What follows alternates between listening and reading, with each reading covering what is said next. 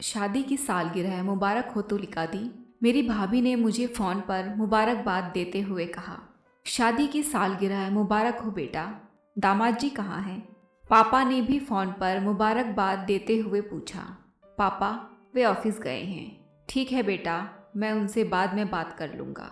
मेरी छोटी बहन कनिका और उसके पति परेश सब ने मुझे बधाई दी, पर मेरे पति रवि ने मुझसे ठीक से बात भी नहीं की। आज हमारी शादी की सालगिरह है और रवि को कोई उत्साह ही नहीं है।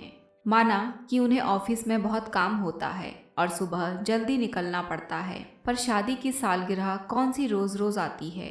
रवि कहकर गए थे, तुलिका आज मैं जल्दी आ जाऊंगा, हम बाहर ही खाना खाएंगे।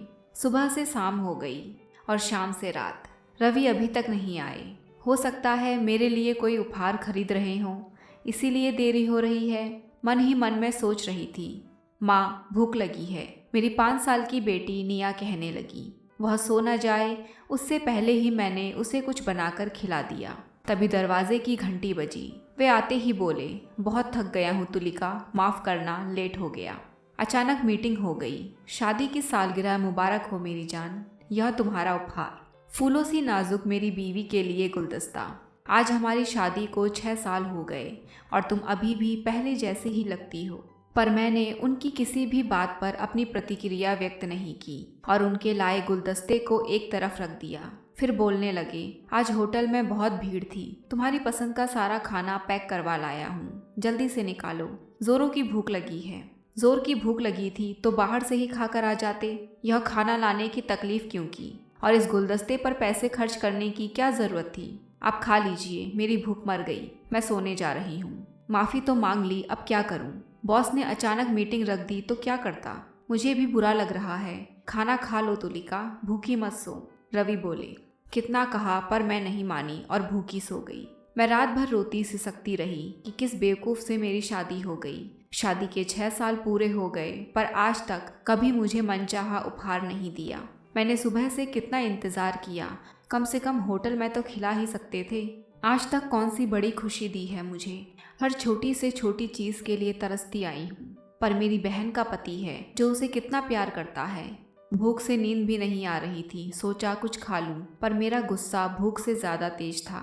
एक गिलास ठंडा पानी पीकर मैं सोने की कोशिश करने लगी, पर नींद नहीं आ रही थी। क्या कभी रवि को महसूस नहीं होता कि मैं क्या चाहती हूँ? फिर पता नहीं कब मुझे नींद आ गई। गुड मॉर्निंग मेरी जान कहकर रवि ने मुझे पीछे से पकड़ लिया, जैसा हमेशा करते हैं। आज रवि की पकड़ से मुझे ऐसा प्रतीत हो रहा था जैसे मेरे बदन पर बिच्छू रेंग रहा हो। मैंने उन्हें धक्का देते हुए कहा, झूठे प्यार का दिखावा करना बंद कीजिए। इतने भी सीधे और सरल नहीं हैं आप जितना दिखाने की कोशिश करते हैं। अब जैसा भी हूँ तुम्हारा ही हूँ। हाँ, मुझे पता है कल मैंने तुम्हारे साथ बहुत ज्यादती की, पर मैं क्या करूँ तुलिका, नौकरी भी तो ज़रूरी है। अचानक मीटिंग रख दी बॉस ने। अब बॉस से जवाब तलब तो नहीं कर सकता ना, इसी नौकरी पर तो रोजी रोटी चलती है हमारी। रवि बोले। कौन सा महीने का लाख रुपए देती है यह नौकरी? आज तक कौन सी बड़ी खुशी दी है आपने मुझे? बस 2 वक्त की रोटी, तन पर कपड़ा और यह घर, इसके अलावा कुछ भी तो नहीं दिया है। मैंने गुस्से में कुछ कहा। बस इन्हीं 3 चीज़ों की तो ज़रूरत है हम सबकी ज़िंदगी में, किसी किसी को तो ये भी नहीं मिलती है तुलिका। जो भी हमारे पास है उसी में खुश रहना सीखो। अब छोड़ो यह गुस्सा, गुस्से में तुम अच्छी नहीं लगती हो। चलो आज कहीं बाहर घूमने चलेंगे और बाहर ही खाना खाएंगे। तुम कहो तो फिल्म भी देखेंगे, आज छुट्टी का दिन है। यार अब छोड़ो ये गुस्सा, मुझे कहीं नहीं जाना है। दोबारा बोलने की कोशिश भी मत कीजिएगा। पछता रही हूँ आपसे शादी करके। पता नहीं क्या देखा था मेरे पापा ने आप में। कितना कुछ लेकर आई थी मैं, सभी कुछ आपके परिवार वालों ने रख लिया। कितने अरमान संजोए आई थी ससुराल में, सब चकनाचूर हो गया। अब मुझे जो भी ज़रूरत होगी अपने पापा से मांगूंगी। आपसे उम्मीद करना ही बेकार है। आप जैसे आदमी को तो शादी ही नहीं करनी चाहिए। मेरे जो मन में आया मैं वह बोले जा रही थी। मैंने पहले ही तुम्हारे पापा से कहा था कि मुझे कुछ नहीं चाहिए। मेरे जीवन का एक संकल्प है, उद्देश्य है, और बिना संकल्प जीवन और मृत्यु का भेद समाप्त हो जाता है। क्या बेईमानी से करोड़ों कमाकर या किसी से पैसे मांगकर मैं तुम्हें ज़्यादा सुखी रख सकता हूँ? मैं अपने परिवार को अपने बलबूते पर रखना चाहता हूँ। मुझे किसी का 1 रुपया भी नहीं लेना है, अपने पापा का भी नहीं। अब तुम्हारे पापा ने दिए और मेरे पापा ने लिए, तो इसमें मैं क्या कर सकता हूँ? अभी हमारे घर का लोन कट रहा है, इसीलिए पैसे की थोड़ी किल्लत है। फिर सब ठीक हो जाएगा तुलिका। मुझे भरोसा है अपने आप पर कि मैं सारी खुशियाँ दूंगा तुम्हें एक दिन, रवि बोले। रवि ने मुझे बहुत मनाने की कोशिश की पर मैं अपने गुस्से पर कायम थी। रविवार की छुट्टी ऐसे ही बीत गई। शाम को निया बाहर घूमने की जिद करने लगी। रवि उसे घुमाने ले गए। मुझे भी कितनी बार कहा रवि ने, पर मैं नहीं गई। तभी भाभी का फोन आया। भाभी प्रणाम। तुलिका कैसी है? आप दोनों को परेशान तो नहीं किया ना? अरे नहीं भाभी, कहिए। कनिका अपने पति के साथ आई हुई है तो पापा चाह रहे थे कि अगर कुछ दिनों के लिए आप सब भी आ जाते तो अच्छा लगता, भाभी ने मुझसे कहा। हाँ भाभी, देखती हूँ। वैसे भी आप सबसे मिलने का बहुत मन कर रहा है। वह फोन काटकर मैं सोचने लगी कि कितनी खुशहाल है कनिका। कुछ दिन पहले ही सिंगापुर घूमकर आई है अपने पति के साथ, और एक मैंने सोचा कि कुछ दिनों के लिए पापा के पास चली ही जाऊं।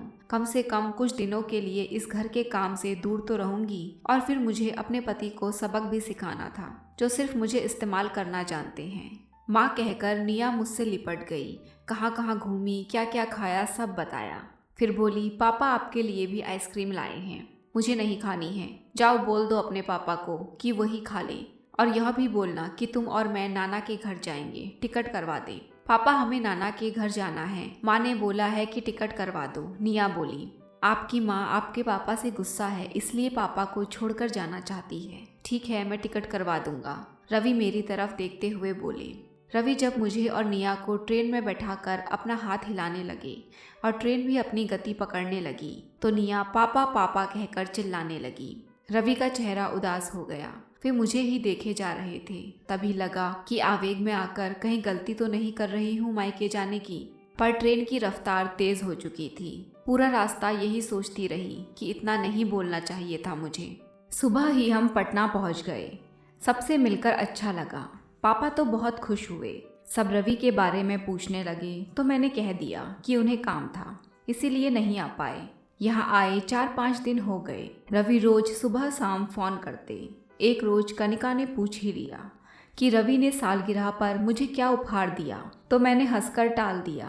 कनिका और परेश हमेशा यही जताने की कोशिश करते कि दोनों में बहुत प्यार है। पापा ने ही दोनों के टिकट करवाए थे सिंगापुर जाने के लिए। पापा ने रवि से भी पूछा कि कहीं घूमने जाना हो तो टिकट करवा दूं, पर मेरे पति तो राजा हरिश्चंद्र हैं, उन्होंने मना कर दिया। एक रात पापा और भाभी भैया किसी की शादी में गए थे। निया और मैं कमरे में टेलीविज़न देख रहे थे। दीदी, मैंने खाना बना दिया है, मैं अपने घर जा रही हूँ, काम वाली कहकर चली गई। थोड़ी देर बाद निया के खाने का वक्त हो गया। निया सो ना जाए यह सोचकर मैं किचन में खाना लेने जाने लगी कि तभी कनिका के कमरे से हंसने की और अजीब सी आवाज़ें आने लगी। ये कनिका भी ना कम से कम कमरे का दरवाज़ा तो लगा लेती। मैंने सोचा परेश के साथ अभी उसे समय मिला है। मैं बुदबुदाई, पर जैसे ही मैं किचन से खाना लेकर निकली तो मैंने देखा कि कनिका तो बाहर से आ रही है। कनिका, तुम्हारे कमरे में कौन है? तुम कहीं बाहर गई थी? मैंने आश्चर्य से पूछा। हाँ दीदी, मैं पड़ोस की स्वाति भाभी के घर गई थी, कब से बुला रही थी, देखो ना कितनी देर तक बैठा लिया। कनिका, निया के लिए खाना लेकर मेरे कमरे में आ जाओ जरा, कुछ बातें करनी है तुमसे, मैंने हड़बड़ाते हुए कनिका के हाथ में खाने की प्लेट थमाते हुए कहा। मुझे लगा कहीं कनिका कुछ ऐसा वैसा देख ना ले, पर कौन है कमरे में। जैसे ही मैं पलटी देखकर दंग रह गई। सोना अपने ब्लाउज का बटन लगाते हुए कनिका के कमरे से निकल रही थी। उसके बाल और कपड़े अस्त व्यस्त थे। मुझे देखते ही सकपका गई और भाग गई। परेश का शारीरिक संबंध एक नौकरानी के साथ, छी। दीदी, मैं निया का खाना ले आई, कुछ बातें करनी थी ना आपको मुझसे। उफ, दिमाग से निकल गया कि क्या बातें करनी थी। सुबह कर लूँगी, अभी तू जाकर आराम कर। ठीक है दीदी। उफ, क्या समझा था मैंने परेश को, और वो क्या निकला। अब तो परेश से घिन आने लगी है, और यह कनिका अपने पति की बड़ाई करते नहीं थकती है। रवि तो मेरी खुशी में ही अपनी खुशी देखते हैं, और मैंने कितना कुछ सुना दिया उन्हें। आज तक कभी उन्होंने पराई औरत की तरफ नज़र उठाकर नहीं देखा। मुझे रवि की याद सताने लगी। मन हुआ कि अभी फ़ोन लगाकर बात कर लूं। सुबह जब रवि का फ़ोन नहीं आया तो मैंने ही फ़ोन लगाया, पर उन्होंने फ़ोन नहीं उठाया। बार बार फ़ोन लगा रही थी पर वे नहीं उठा रहे थे। मेरा मन बहुत बेचैन होने लगा। अब मुझे चिंता भी होने लगी, इसीलिए मैंने उनके ऑफिस में फ़ोन किया तो रिसेप्शनिस्ट ने बताया कि रवि आज ऑफिस नहीं आए और कल भी जल्दी चले गए थे। उनकी तबीयत ठीक नहीं लग रही थी। यह सुनकर मुझे और चिंता होने लगी। पापा, रवि की तबीयत ठीक नहीं है, अभी ऑफिस से पता चला, इसीलिए मैं कल की गाड़ी से चली जाऊंगी। मैंने पापा से कहा। कोई चिंता की बात तो नहीं है ना, मैं हवाई जहाज की टिकट करवा देता हूँ। पापा ने मुझसे कहा। मैंने सोचा कि जो बात मेरे पति को नहीं पसंद वह मैं नहीं करूँगी, अतः बोली, नहीं पापा, मैं ट्रेन से चली जाऊँगी, आप चिंता ना करें। वैसे भी पटना से दिल्ली ज़्यादा दूर नहीं है। रास्ते भर में परेशान रही कि क्या हुआ होगा। ऐसा लग रहा था कि उड़कर अपने घर पहुंच जाऊं। करीब 7 बजे सुबह हम अपने घर पहुंच गए। मैं बार बार दरवाज़ा खटखटा रही थी, पर रवि दरवाज़ा नहीं खोल रहे थे। फिर मैंने घर की दूसरी चाबी से दरवाज़ा खोला। अंदर गई तो देखा रवि बेसुध सोए थे। उनका बदन बुखार से तप रहा था। मैंने तुरंत डॉक्टर को बुलाया। डॉक्टर ने रवि को इंजेक्शन दिया। धीरे धीरे उनका बुखार उतरने लगा। जब उनकी आंखें खुली तो चौंक कर बोले, अरे मैंने तुम्हें परेशान नहीं करना चाहा, इसलिए बताया नहीं। माफ़ कर दो कि मायके से जल्दी आना पड़ा। कहते हुए रवि रो पड़े। माफ़ आप मुझे कर दीजिए, मैं ही गलत थी। मेरी आंखों से झरझर आंसू बहने लगे। फिर सोचने लगी कि मैं अपने अरमान उन पर लादती रही। कभी रवि के बारे में नहीं सोचा। कितने सौम्य, शालीन और सुव्यवस्थित किस्म के इंसान हैं मेरे पति। कितना प्यार और समर्पण दिया है रवि ने मुझे, पर मैं ही अपने पति को पहचान नहीं पाई। अब कुछ मत सोचो तुलिका, जो हुआ उसे भूल जाओ। हम दोनों एक हैं और कभी अलग नहीं होंगे, यह वादा रहा। मैंने भी हाँ में सिर हिला दिया। सच में हम दोनों एक दूजे के वास्ते हैं। बेहतरीन कहानियों के लिए जुड़े रहें मेरे साथ।